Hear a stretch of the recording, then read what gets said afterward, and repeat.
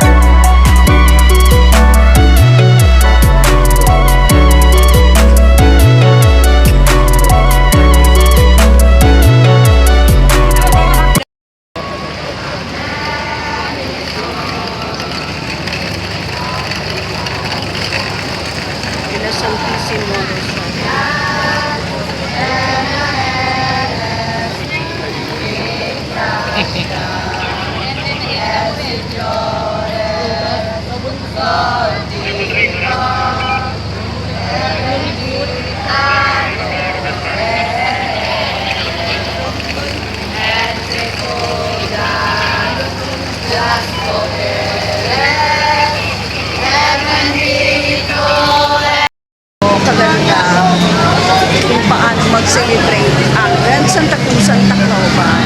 Diba? Napakabongga. Wow!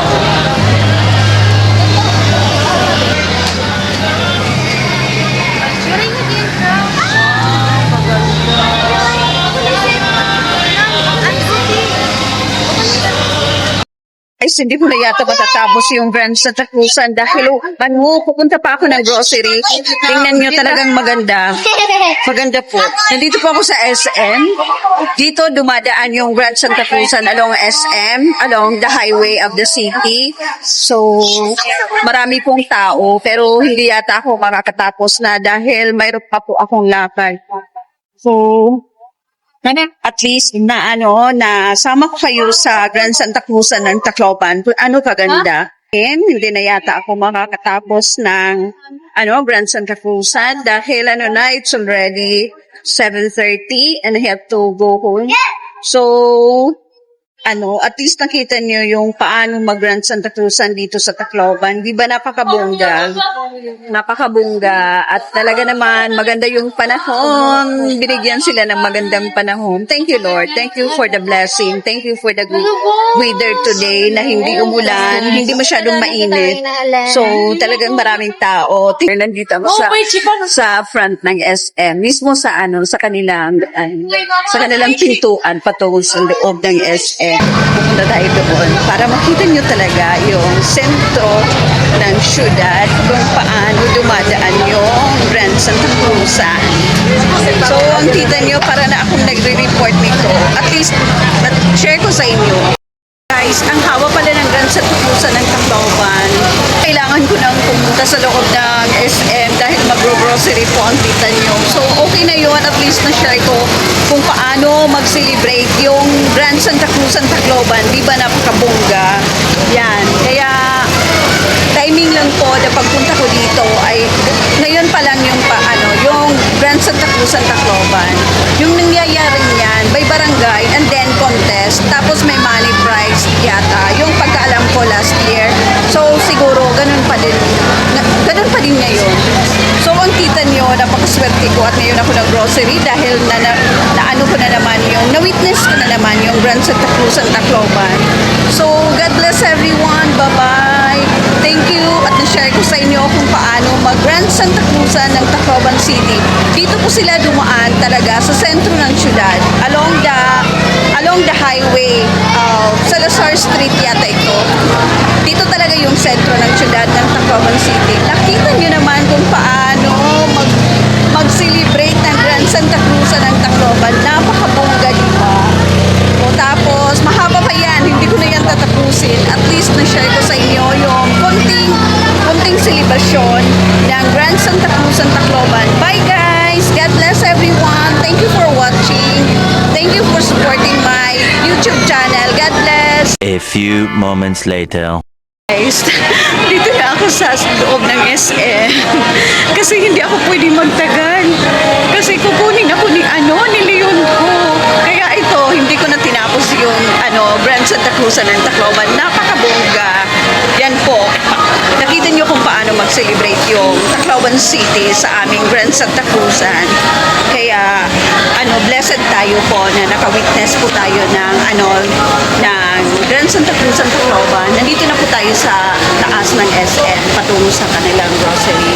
God bless everyone. Bye-bye. Thank you for watching. Thank you for supporting my little channel. Bye-bye.